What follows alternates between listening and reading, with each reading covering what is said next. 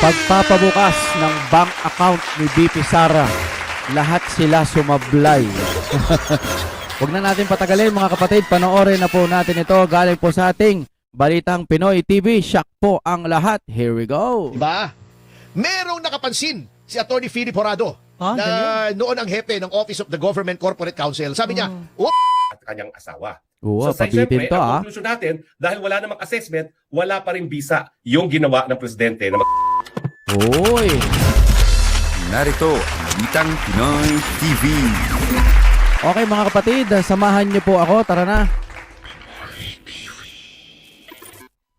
pero bago ang lahat, bago natin ito pag-uusapan, sa mga nanonood ngayon, paki-like at saka paki-share itong ating vlog para kakalat ito sa taong bayan at marami po ang makaalam.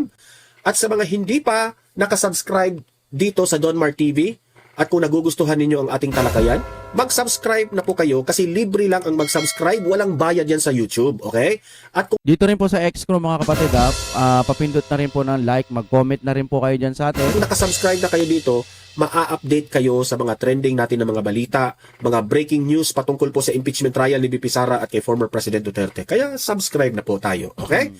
At heto na po, no? Pag-usapan natin una itong pinabuksan ni Bongbong Marcos, Ayun na. itong tax filing dito ni Vice President Inday Sara Duterte. Alam nyo, sa totoo Hindi, actually, kahit nga daw hindi dapat gawin pero ginawa pa rin nila. Yun po yung nakakasakit ho ng damdamin.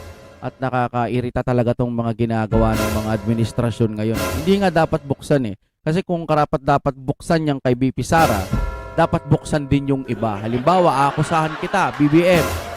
O ano, bidensya mo? Hindi, buksan mo yung tax record mo o yung record mo. Diba, ganun yun. seryoso Ulit na tayo, talaga ha? si Bongbong Marcos na ididihado niya si Nawala yung internet natin mga kapatid, kaya dito muna tayo sa dami natin. Camera. Pero nandito ako nagsasalita. BP Sara dito sa impeachment kasi po natataranta na sila sa magiging mangyari sa 2028. Oh. Yan ang katotohanan. Atin po niyang himay-hibayin through this reaction video dito ni Attorney Harry Roque. Kung saan pinag-usapan niya dito Yan, meron na ulit. itong BIR tax ni VP Sara at ang bank records ni VP Sara. Tama lang ba na ang isang Pangulo ng Pilipinas, siya pa yung unang Oo. nagpapabukas dito sa mga bank records ni VP Sara? Po, Sabi po kasi nila mali daw yun yatang sablay. Di ba? Sablay. Kasi siya lang ang may karapatan niya na gagawin yan. No? Hindi naman yan bubuksan ng BIR at itong mga bank records na ito kung hindi utos ng Pangulo. Kasi siya yung pinakalas dyan Yes. Okay? Yan ang point dyan. Pero ang tanong, nung panahon So sa madaling salita, para sa aking pananaw, ang pinaka may gustong mapabagsak po si BP Sara, si BBM ang may pakana siguro. Para sa aking opinion lang ito Kasi kung ayaw mong bumagsak yan si BP Sara, dapat tinutulungan mo. Dapat hindi pwedeng ipabukas yung bank account o tax record na yan. Pangulo ka, nasan utak mo? na si Leni Robredo ay pinapapa-impeach ng House of Representatives, hinaharangan yan ni former President Rodrigo Roa Duterte. Sinasabi dito mga kapatid, dati nung panahon po ni Tatay Digong, gustong i-impeach si Leni Robredo. Pero ayaw po ng Pangulong Duterte dati kasi binoto daw yan ng taong bayan. Diba? Ganong katibay ang ating Pangulong Duterte noon. Siya ang nasusunod. Pero sa panahon ngayon, tignan mo nangyayari. Siya pa ang may gustong magbukas ng bank account. Diba? Isang damukal talaga tong presidente na to. Isang damukal na sobrang sipag daw. Kasi ayaw niyang pamumulitika. Ayaw niya na kuminto si Leni Robredo sa kakikriticize kay Duterte kasi demokrasya Pero itong bangag na ito, ibang-iba. Ibang-iba talaga. Ayaw magpa-criticize. Mamaya pag-usapan na. Pagka ganyan, para sa akin, duwag. Duwag yung taong yan. Tsaka mahina. Weak leader talaga. Natin yan. At heto po, pag-usapan rin natin itong latest updates ni Mima Alicia, yung vlogger na TikTok. Okay? Na halos gagawin pa nila ng na santo. Bumisita si Trillanes, bumisita si Hontiveros, bumisita pa si Tulfo. Kung saan, natuklasan ng mga taga-Philippine National Police na ang dahilan pala sa pangyayari niya ay sobrang lumobo po ang kanyang utang. Yun pala. Kabata-bata mo pa lang, nasa ilang taon na yan? 23, 24, wala pa atang 30 yan? Tama ba? Tapos ganun na lumobo yung utang. Oh my God, kung totoo. Yun po ang dahilan.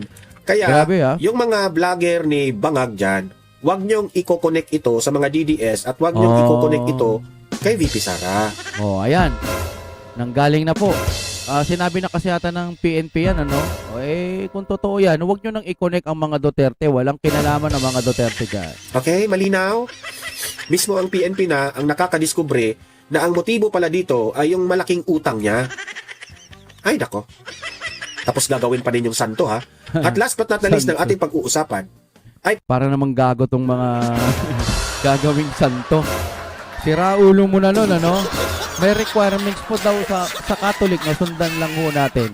Ang pagkakalam ko sa Catholic, may mga requirements ho yan kung gagawin mong santo. Diba? Pero kung yan, paplanuhin nyo, napakawalang utak talaga ng mga napakagarapal na ho talaga yan. Kasi grabe yung bumanat yan sa Duterte, no? Pati yung ano sasabi nun? Nagpalaglag daw si BP Sara. Hindi na nga lang pinansin ni BP Sara. Alam mo ako sa pagbablog ko, kahit mahina na ho ang kita natin dyan, alos wala nga sweldo, no? Alam nyo, hindi ho tayo magbabago ng pananaw sa buhay. Doon tayo sa tama. Di bali ng kahit ganito, nakakaraos. Importante po, payapa ang isip natin. Kasi po, doon tayo sa tama kumakampi. Diba? Tuloy po tayo. patungkol po dito kay Ping Lacson. Na kung saan binabanatan siya kay Atty. Topacio, binabanatan siya dahil ito kasing si Ping Lacson, ang style nito, kapag siya ang bumabanat, okay lang sa kanya. Oo. Pero kung re-resbakan siya at babanatan siya, magagalit. Oo. Ay nako. Iyak tawa siya. Kaya nga sabi ni Atty. Topacio na kung kaalyado ang imbestigahan, hinaharang. Galit na galit. Si Lacson, mahilig si Lacson yan. Kapag kakampi ka agad ng kanyang mga, like for example, doon sa nangyari kay Soto, di ba? Nabanggit ng mga 18 ex-Marines ito si Soto. Tagapagtanggol si Ping Lacson. Ay nako. Tagapagtanggol. Ano na ba ang nangyari? Wala na talaga tong mga matatandang to. No? Wala Para sa akin siguro, yung galawan dyan sa yung mga politikang mga pulpul, mga buhay. Pera ho ang sinasamba ng mga Sa Pilipinas! Okay. Simulan na natin yung ating talakayan. Heto po, unahin muna natin itong si Atty. Topacio. Pakinggan natin itong si Atty. Topacio patungkol po dito sa itong ugali ni Lacson. Ito po, panuorin natin ito para malaman ng taong bayan. Kasi galing pa ito si Lacson, kinontra niya si Marcoleta. Ngayon naman, kinontra niya si Senator Alan Peter Cayetano. Isipin mo yung mga yan, gusto lang nila pumata sa laban. Di ba? Pero ba't siya kumukontra? Ba yan? Ano ba yun? Totoo pa rin ba yung kasabihan na tumatanda talagang paurong ang mga wala sa tamang pag-iisip? Kasi wala siyang magawa eh. Nagsasabi lang ng totoo yung mga senador, siya pikon na pikon. Ito, panoorin natin, play. Tayo ay gusto natin transparency Opo. and accountability. Kaya nga meron tayong impeachment kay Yes. VP Sara. At Opo. pinabubukas natin yung mga salin, yung mga bank deposits, di ba? Opo. Bakit hindi tayo lahat? Di ba? Tama. Dapat walang lulusot. Kumbaga, bakit kay BP Sara lang? Kung talagang gusto niya mabuksan lahat, kasama na din yung mga ibang mga buaya. Diba? Huwag yung hindi buaya. Kung gusto nyo, sige, isama nyo na lahat. Kahit yung mga matitino, tignan natin kung sino yung mga hindi normal pag binuksan yung bank account. Tax. Oo, tama. Tama yan, sir. Kasi sabi nila, bakit si VP lang? Selective talaga. Tama, Kasi tama, sabi niya, tama, kaya tama. siya ay bumoto upang ma-impeach si VP Sara Duterte ay dapat transparent ang lahat. Ang lahat. Hindi yes. lang si VP. Hindi lang kung sino-sino dyan. Dapat lahat sila. Oo. Ayan. Kasi bakit nga naman isa lang? Bakit Yeah. selective? Ay, kayong nag-umpisa, di lahat na kayo. O sasabi nila, Oo. mag-wave na tayo ng bank secrecy.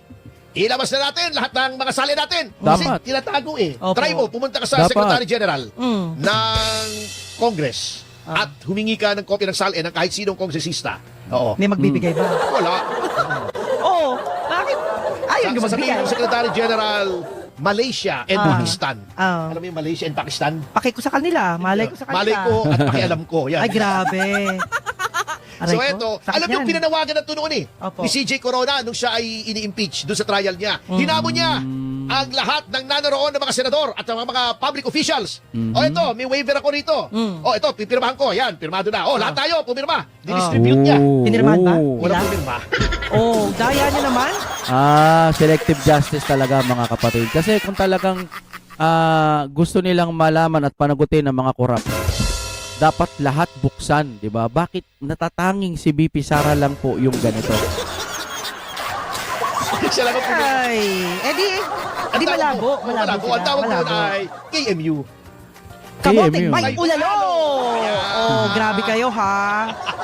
Pero alam mo, attorney, pag ganyan ang ganyan na nangyayari sa bansa natin, nakakatulog pa ba sila? Abay siguro. Ay parang ano, Walang parang, eyebags Wala yung mga facelift. ay grabe. Maawa naman po kayo guys. Ang laki na ng utang natin ha, grabe na, hindi na maganda to. O, di ba, ito nga pinag-uusapan natin bago matapos Oo. yung bago matapos. Palobo ng palobo. Hindi kaya dumating yung time pag wala nang matinong presidenteng maupo, wala na itong Pilipinas. Sakupin na lang kaya to ng mga taga-ibang bansa para maging Amerika na rin tayo. No? Maging Japan. Sino kaya pwedeng sumakop sa atin para probinsya na tayo ng Amerika, Japan, China, Australia, mga gano'n, no? Dinadaan lang natin sa biro mga kapatid. Kasi kung Pilipinas rin lang naman, tapos yung mga namumuno, mga buaya, balato na lang natin sa mga sasakop sa atin. Maging probinsya na lang tayo kung ganito lang din naman. Baka umasenso pa, no? Kung ba't ko naiisip ito, alam ko katangahan. Kung buayahan lang naman ang usapan, katiwala na lang natin sa ibang bansa kung gano'n. Bakit Duterte, no? Kasi may pag-asa pa. Nandun pa yung nakikita natin na meron pang matino. At naiimpluwensyahan ni BP Sara, yung mga Duterte, yung mga iba pang matitino, lumalabas na rin po sila para humingi ng hustisya para sa katotohanan. Ang problema, sila pa po yung ginugurgur at kinukulong. Wala talaga, no? Tapos bago mag-umpisa yung programa, Opo, nakakatakot na. dumagdag ng 500 billion. Opo. Pagkatapos ibibida mo yung 800 million. 800 Opo. million na naibalik. Medyo questionable pa yung basic. Ako, hindi ako naniniwala dyan yung binalik yung pera kahit konti lang o siyempre sasabihin mong konti kasi mas malaki yung nawala. Diba? Sabi natin million yan. Kamusta na yung nagbalik? Hindi ba makukulong? Kunwari, nagnakaw ka sa bangko tapos binalik mo naman so absuelto ka na, di ka na makukulong. Dapat kulong pa rin. Ang dumagdag, 500 billion agad. Grabe. Kita mo, 500 billion. Taragis tong mga magnanakaw. Itong mga buwakan ng ina ninyo, mga magnanakaw kayo sa gobyerno. Naghihirap na bansa natin, hindi sa solusyon ng ginawa nyo, pag nanakaw pa rin. Tunugin nawa kayo ng view. Sorry kung naghahangad po ako ng hindi maganda sa kapwa ko. Pero kung yung kapwa ko naman, alam kong ikabubuti ng mga nabubuhay, sunugin na lang yung mga, mga buaya na yan. Dahil nga gagawa ng rocket ship Dahil sa rocket ship. Rocket ship. Ay, kuya ba nating utang? Ang laki na Sino ang matalino nag-isip ng rocket ship? Alam mo, may Sino ba kasing nag-isip niyang rocket ship na yan? Si BBM ba talaga? Wala talaga mga kapatid. Wala na. duda ko. Oh. Palagay ko si Larry ka doon. Puro racket ang nasa isip? Ganun ba yung sabi mo? Ay, ewan ko Hindi si ganon. Puro racket. Di ba? Daw ng Presidential mga Advisor netizen. on Poverty Alleviation. Oh, sa Wala naman netizen yata yan. na ipayo. Oo. Di ba ngayon naghihirap parami. Oh. Ang sinasabing, mahirap sila. Anong Oo. ginagawa ng Presidential Advisor on Poverty Alleviation? Wale! Ayan. Ay, happy 1,000 live viewers! Ayan. Maraming Mahirap. salamat po sa inyo and Mas gusto ko yung sinabi ni BBM sa mga mahirap at saka yung malapit ng maghirap. Ay na talaga. Kupal talaga. happy Friday! Yes! Happy weekend! Happy birthday day! Day! Building. Wow, talaga. Oo, di ba? Sa kabila nitong pataas ng pataas na utang Opo. Yun ang at nakakatakot. palalang ekonomiya, anong ginagawa? Ninyo! Tinutuligsa yung mga kalaban sa politika. Oh. Naghihirap na ang bansa pero ang gusto pa rin, nakafocus pa rin sila sa pagpapabagsak kay VP Sara. Di ba, Kengkoy? Alan Peter. Grabe. Oh. Ano Tsaka ba naman si yan? si Senator Pia Oo. Cayetano. Etong sinasabing Southeast Oo. Asian Games. Oo. Bakit si Alan Peter? Bakit siya Ito na? na. Pirma po Ito dyan. po kay Lacson. Yung BCDA chairman, si Vince Dizon, with Oh. MTD Capital Berhad. Uulitin Ayan na, ko ha, ayan sa na. mga nakamiss. Oo. Yan pong kontratang yan na di umano 8.5 billion lang daw. Daw? Ganito ha. Mm.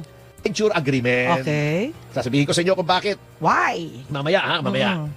Ang joint venture agreement, ganito yan. Halimbawa tayong dalawa, Apo. mag-joint venture. May Apo. lupa ka, Aha. may pera ako. Aha. Jubes, ilipat natin sa pangalan ng joint venture agreement yung lupa mo.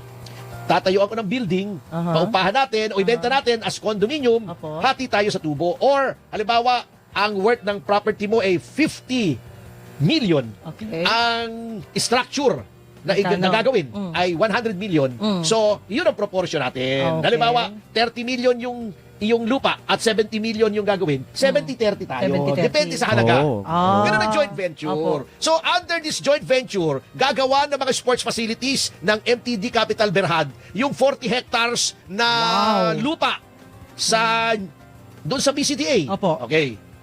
Sa halagang 8.5 billion. So, dapat Oh. yun ang ambag ng MTD. Ang Oh. ambag ng BCDA ay 40 hectares na lupa. Ang laki Okay. nun. So far, so Okay. good. Okay. Okay. 40 Anong naging hectares. problema? Number one, hindi naman pala naglagay ng fresh money yung MTD Capital Berhad. Ah. Inutang sa Development Bank of the Philippines. Oo. Ay, kagaling. Aray Hindi ko. natin. Hindi naman nagpass Ano ba ng yan? pera. Niluto tayo sarili nating mantika? Yun, nadali mo. Grabe naman. Hindi ko naisip Oh. yun. Number two, Oh. dapat yun, joint venture agreement. Halimbawa, Opo. 25 Tama years, po. 30 years. Parang yung ginagawa na Ayala, di ba? Ayun. Ayala style. Yun, yung properties at the end of the term ng joint venture, doon na yon sa may-ari ng lupa kasi hindi mo naman pwedeng dalhin Opo, yun, hindi di ba? pwedeng dalhin. Oo. Matik Or, na yun, yan matik. ay nagbibilong doon sa mga binentahan. Opo. Depende sa JVA. Pwede. Ito, ibang klase. Sabi ng BCDA, Mm. yung ginawa mo mga structure, babayaran namin ng 2.2 billion per year for 5 years. Magkano total noon? 2.2 times 5. 11 billion. Oh. Teka muna, akala ko ba 8.5 lang yung halaga? Oo Bakit nga. babayaran mo yung MTD Capital Ba't napunta? Berhad? Bakit ganun? may tubo agad siya? Sa JPA, hindi garantisado ang tubo. Number Oh. 3, yung agreement na ililipat after 5 years sa BCDA, yung mga ginawang mga buildings. Oh. Hindi po yung joint venture. Yun ay build transfer scheme. Oh, Okay, yes. bakit itinago sa pangalang joint venture? Ito, sasabihin ko sa inyo. Pag joint venture kasi, subject lamang sa Swiss Challenge. Yan. Ibig sabihin, ako yung MTD. Opo. Unsolicited ito. Meron akong ganitong offer, 8.5 billion, gagawa ng structure. May isa o dalawa o kung ilan na mga taong interesado rin, sasabihin, uy, Partnership yan. hindi, teka Hindi. muna. Okay. Sabihin nila, uy, may offer ako sa'yo, mas maganda sa MTD, 9 billion. Swiss Challenge ang tawag doon. Ako na kunin mo, 9 billion. Kasi pinapublish yan Opo. yung JVA. Opo. Ibig sabihin, mas mahirap gawin. Kasi meron ng presyo, 8.5. Oo. Kailangan, mas mataas doon sa presyong yon. Oh. Kung bill transfer scheme, public bidding, mas Opo. mahirap. May pagdadaanan kang proseso. Marami, oo. Mas mahigpit. Hindi lulusot yung racket nila na 8.5 babayaran ng 11 billion. Na hindi billion. naman JVA yun. Oh. Di ba? Merong nakapansin si Attorney Philip Horado Ah, na noon ang hepe ng Office of the Government Corporate Counsel. Sabi niya, oops, teka muna. Hindi pwede yan. Dapat may public bidding yan. Galing. Oo. Kaso mo, inintriga. Natanggal. Ganun Siya pa talaga. natanggal noong sinita niya. Sa pagsasabi And then ng totoo. nagtuloy. Kaya kami, dinimanda namin si Vince Dizon noong 2019. Oh. Tayo, Opo, Citizens Crime Watch. Citizens Crime Watch. Kung sa tingin namin noon ay may kasalanan si Alan Peter Cayetano bilang chairman ng Philippine Sea Games Organizing Committee Okay. o PISOC.